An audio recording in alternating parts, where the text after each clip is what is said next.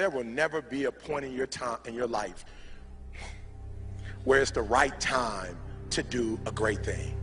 If you're waiting for that perfect moment, that perfect timing, it's not going to happen. You know what you have to do? You have to create the perfect time and the perfect opportunity and the perfect situation.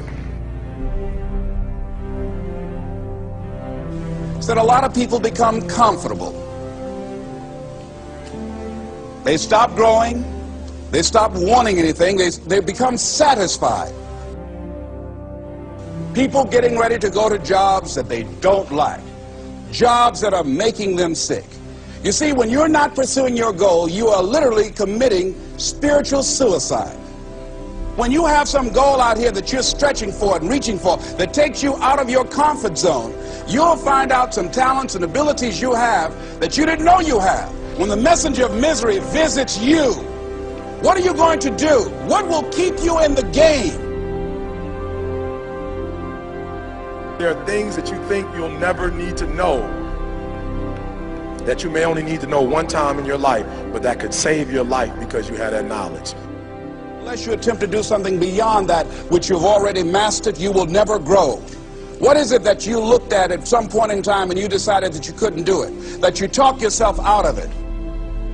You're waiting on your next door neighbor to make it happen for you. It may not happen. If you're waiting on your mother or your father, they may be so ancient in their thinking that they don't understand this opportunity that you have. And if you're waiting on them, it may never get done. You don't beg average people to be phenomenal. You don't beg good people to be phenomenal. You just are phenomenal, and you will attract phenomenal. What reason can you remember that you can call on, that you can reach on, that can make you get back up?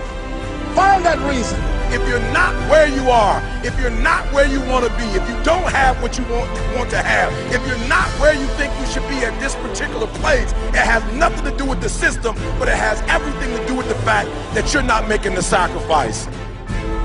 I want you to make that dream become a reality, because if you don't, you will be working for somebody else to make their dreams become a reality. Everybody is against you or don't believe in you no more. And let me tell you something, that's a lonely feeling. It's a lonely feeling, particularly people that you're doing it for. Most people take their greatness, take their ideas to the graveyard with them. Listen to me, if it was easy, everybody would do it. There are people right now who are working who don't want to work. There are people who hate their jobs, but they keep getting up to do it. The wealthiest place on the planet is the graveyard. Because in the graveyard we will find inventions that we never ever were exposed to. Ideas, dreams that never became reality. Hopes and aspirations that were never acted upon. The question is, what are you going to do with your time? What drives you? And greatness is a lot of small things done well. Day after day, workout after workout, obedience after obedience, day after day.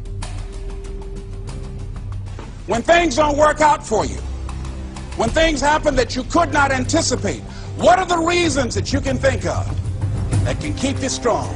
You will never ever be successful until you turn your pain into greatness, until you allow your pain to push you from where you are to push you to where you need to be. Stop running from your pain and embrace your pain.